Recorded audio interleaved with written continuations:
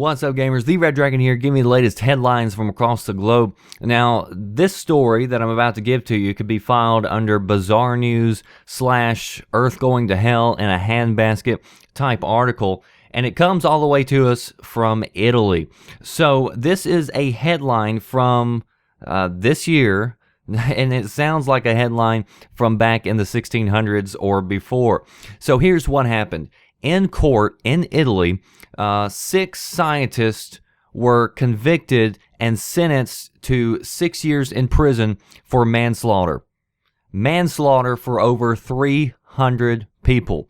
Now, first off, if you've killed over 300 people or you're responsible for over 300 people, I would say that you should probably spend more time in jail than just 6 years.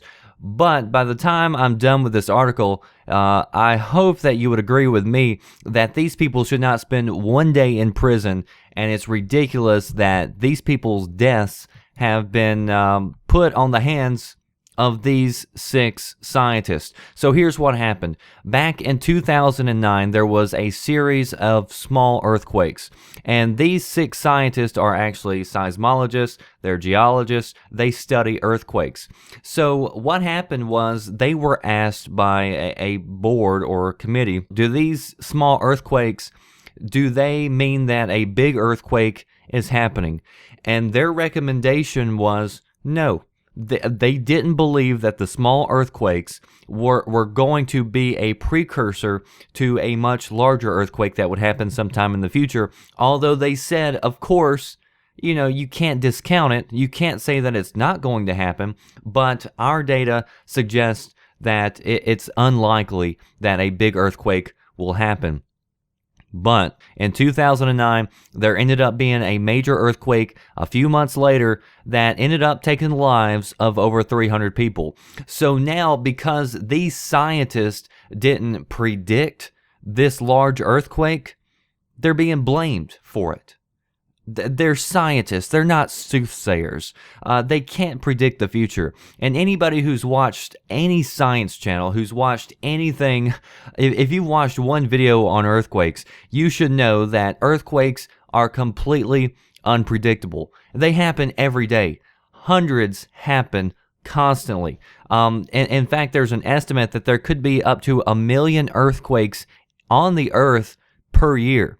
Now, we only see a fraction of that because we've got technology set out to monitor these quakes, but the vast majority of earthquakes you don't ever hear about in the news because they were so small that they didn't make a dent. People, sometimes you can't even feel them whenever they're happening right below you.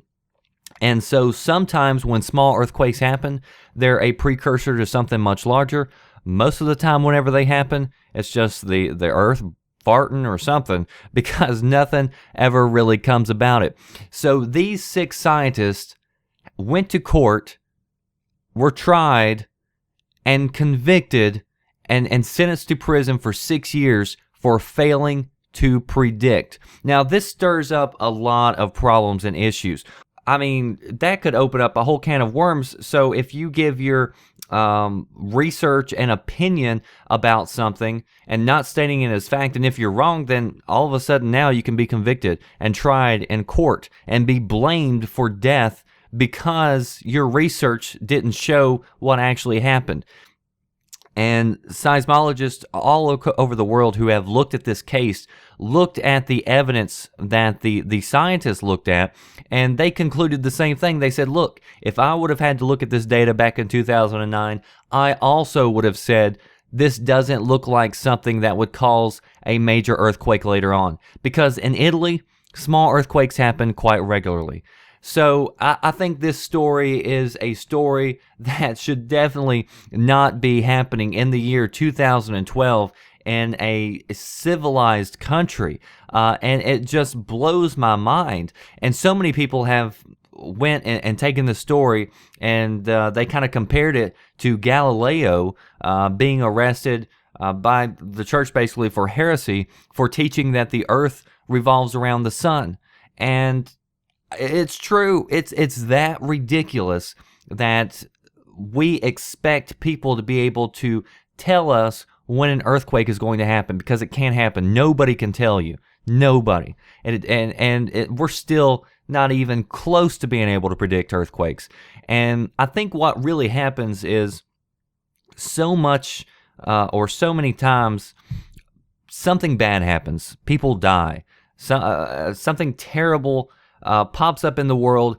And so to make everybody feel better, it's better if we crucify somebody and put blame on them. That's like the whole recession deal. You know, all these banks and Wall Street guys, they're a huge cause of the economic crisis that the world is going through right now. But yet, who did we put in prison? Bernie Madoff. One person, but that was the guy. That was the face that you saw up on the TV. That's the guy who went to prison, and so that's supposed to make us feel better because one guy got it. So here in Italy, 300 people are dead, which is really sad. But to make everybody feel better, we're going to put these 6 scientists in prison. It's ridiculous. It's not going to make you feel better. It's not going to bring back those people. And to come down on basically a war on science, ridiculous in this day and age. Now, the good news is that in Italy, nobody has to serve time until after at least their first appeal, from what I understand. So these people are definitely going to appeal their case, and hopefully reason comes clear as far as the victory goes, and these people are acquitted and let off on this awful, awful charge. So post below, let me know what you think about this story.